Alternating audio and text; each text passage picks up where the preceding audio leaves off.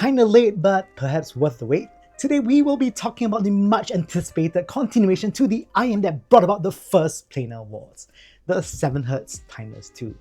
These days we are quite used to games being broken on day one, where, well, the developer will have to fix the issue by issuing day one patches, or even worse, try to fix the game over a month so that it is finally playable. I'm looking at you, Cyberpunk. It was very fortunate that you eventually turned out good. But we don't really have the same luxury when it comes to IM development. There is no way to correct a poorly tuned IM, and as such, it has to be right from the start. What it means for an IM manufacturer would be that there will be a longer time frame before you can actually recover costs. Should that kind of shit happens, you basically have to delay the launch so that it's perfect. And I found it very admirable that for 7Hz, they actually opted to take a longer development time to make sure the IM sounds right. Let's start with an unboxing. The way 7Hz does packaging is a step above your typical chifi manufacturer, where there is almost no flair in the packaging. Usually they just slap on a render of the IM on the box and just simply call that a day. The Timeless 2, on the other hand, differs from that by actually having quite an appealing aesthetic. You can notice their theme of having a triangular pyramid thingy on the render and on the faceplate of the IEM itself, making it rather identifiable. This basically sets the tone for how the IEM looks, and it's the same on the sleeve. The back of the sleeve is interesting as well, as you get to see the exploded view of the Timeless 2, and it's quite nice to see the planar driver all exploded. Removing the sleeve, you then have the box with nice foil font of the model name. Below that, you will see the metal case with the same pyramid motif on the lid, which makes the packaging really cohesive with the product. Above the case are 3 more nozzles which you can mess around with. In the metal case, you get the IEM, the cable, and an interchangeable 3.5mm plug. The 4.4 plug thingy comes on the IEM on default. Lastly, the accessory pack consists of a whole plethora of ear tips, including the 7Hz barrel ear tips, which is a nice touch and isn't available for sale yet. Let's talk about build quality. When I first saw the renders of the Timeless 2, I thought that it was perhaps made from carbon fiber, which is a thing a while back. I like carbon fiber. It is very sturdy, very hard, but often felt a bit cheap because it's just really light. The faceplate, which is really the crucial identifier for this product, and it really pulls the whole product together. It is stunning. The faceplate is made from anodized aluminum, but with a 3D pyramid texture that catches light beautifully and shows off a pattern depending on which angle the light is coming from.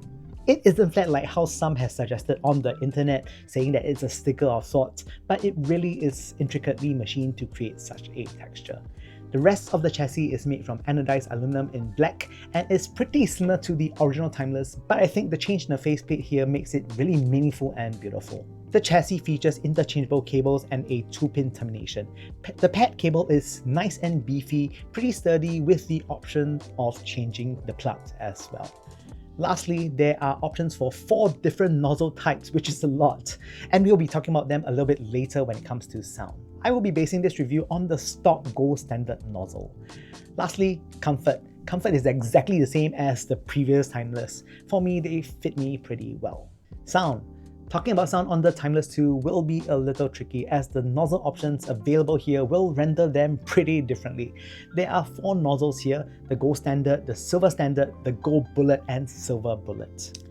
Just to put things out there, my favorite nozzles are the Silver Standard nozzle and the Gold Bullet style nozzle, but this review will be done with the stock Gold Standard nozzle. But I will just briefly go through the properties of each nozzle so that you can have an idea on how that nozzle sounds. So firstly, the Gold and Silver Standard nozzle. Basically, it's your traditional IEM nozzle. If you have used an IEM before, these are, well, what you see on almost every other IEM. The sound comes out from the front of the nozzle. So the Gold Standard nozzle, which is the stock nozzle, has an elevated upper mids, which allows for a greater perception of soundage. The Silver Standard nozzle, on the other hand, has a bit more subdued upper mid-range presentation compared to the Gold nozzle and renders vocals slightly warmer. On the whole, a little more euphoric sounding. Now on to the gold and silver bullet nozzles. These look like a bullet. These are fundamentally very different from the standard nozzles as they literally change where the sound comes out from. Instead of directly firing to your ears, sound now comes out from two holes on the side of the nozzle. This in turn allows for a more focused mid-range, but when it comes to treble and bass, it just sounds wider for some reason. So the Gold Bullet nozzle has similar upper mid-range performance to the Gold Standard, but it does so with a more focused manner, especially in the mid-range, while the soundstage is actually wider. The Silver Bullet nozzle, on the other hand, has the most upper mid-range, and it shares the same properties as the other bullet-shaped nozzle of having a more focused mid-range, which honestly can be a little bit too much. Soundstage here is also a little wider on these as well. Now for sound proper. As you've seen in 2024, manufacturers who have previously used planar drivers in them noticed feedback from the community that while the upper mid-range performance of planars are pretty nice, but it can be a little bit too much for some consumers, and many have dedicated R&D to improve on this aspect. The same is said with the Timeless 2, where it is largely more controlled, especially when it comes to the upper mids, and takes away a lot of the glare that many were pretty uncomfortable with. The Timeless 2 has a U-shaped signature, which is a little different from other popular planar releases. I found it particularly good when it comes to soundstage, as it is very effective in creating a realistic sense of space. Also, just for you to know, I am driving the Timeless 2 with the Lotto Pogo Touch 2, which will have more than enough power. Kicking things off with bass, it has the classic planar characteristic of having bass rendered. It is fast with good focus on sub-bass that transitions linearly to mid-bass. Dynamics here is good and tight. I like the attack of bass rendered on the Timeless 2. Kick drums sound very taut. Resolution in the bass region is excellent with a strong focus on fundamental tones, making it very clear and never really clouds into the mid-range. Dynamics are good, but missing a tad bit of explosiveness that happens in quality dynamic drivers. But that is the trade-off that you get with bass. But the trade-off is that you get bass that is very clear, allowing for greater staging. Mid-range. Tonal weight of mid-range would be natural with a touch of warmth that allows it to be very captivating to listen to. Because of the technical proficiency of bass, it allows for mid-range to sound very spacious and 3D-like with nothing to cloud the mid-range. Vocals here have very even tonality between male and female vocals, and both sound equally good. Resolution here is also very high as well. Instruments are very crisp and positioning is very clear in the whole sonic mix. Lastly, treble. Treble extension is fantastic. It is easily smooth and effortless and yet delivers good levels of energy and edge to the other frequency bands. For me, I found it largely pleasing and airy.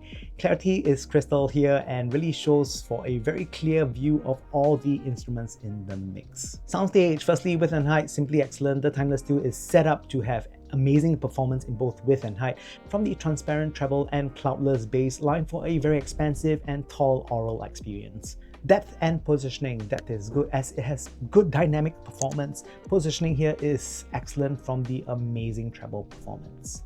So yes, this is the part that everybody wants me to do, basically comparison. So firstly, compared to the LetShouer S12 2024. Now the S12 2024 battles against the Timeless 2 again in the second planar wars.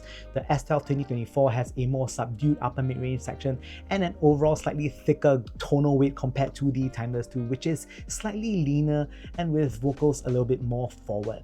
I found that the Timeless 2 is better between the two when it comes to soundstage and instrument positioning. It's just simply more spacious sounding. But if you favor mid-range being a tad bit thicker, then the S12 2024 should be your jam. But other than that, I think that the Timeless 2 is ahead in resolution, bass texture and soundstage. Next, versus another really popular planar IEM, the Hidiz MP145. Now the MP145 is Hidiz's contribution to the planar wars. Ergonomically, it isn't the best with its huge shell and nozzle that many have complained about. If you have a smaller ear canal, I think you can literally drop the thought of using the MP145 since wearing them would be very problematic. Sonically, it is a traditional V shape with a slight emphasis on mid-bass. I can see how many people will like them as it sounds a bit fuller, comparing to the other participants in the first planar wars. But comparing it to the Timeless 2, I found that the MP145 lacks a bit when it comes to resolution. The Timeless 2 is just simply clearer and cleaner sounding with better staging performance. While despite being behind for those that the MP145 fits, it is still a very enjoyable IEM. It's just that the Timeless 2 outdoes it. Next up, some things I like and do not like about the Timeless 2. Some things that I like. Firstly, I really like the faceplate that is beautifully machined and how it dances around the light. It's absolutely beautiful. For me, the fit is amazing. Also, when it comes to soundstage, it is very spacious sounding with excellent detail and no longer has that annoying planar glare. And some things that I do not like. So, I mean, they gave you a lot of options for nozzles. The one that I do not know why was included is really the silver bullet nozzle. It has a bit too much upper mids and can be a little bit fatiguing. And finally, rating. Bass basically is really taut and has really good resolution. It gets a solid 8. Mid-range is spaciously rendered with even tonality for male and female vocals, a strong 7.5. Treble is airy, well balanced with no sibilance. It gets an 8. Overall, when it comes to resolution, it is simply stellar. It gets a very strong 8. And lastly, when it comes to soundstage, again, very good performance, a 7.5. So these are my last words on the 7Hz Timeless 2. Late, but certainly worth the wait. I admire 7Hz for taking the time to release a product only when it is right. The additional time taken is worth it, as they have created a front runner in this generation of the planar wars. Fans of the original Timeless, this is a worthy continuation to its good name. Once again, thank you so much for watching the Superchunk Super Audio Show. A like would be great and a sub would be simply fantastic. I hope you guys enjoyed this episode, as I did this episode I think in like three takes because the audio was wonky. But you know, these things happen and I'm quite thirsty right now. With that said, I hope to see you guys soon.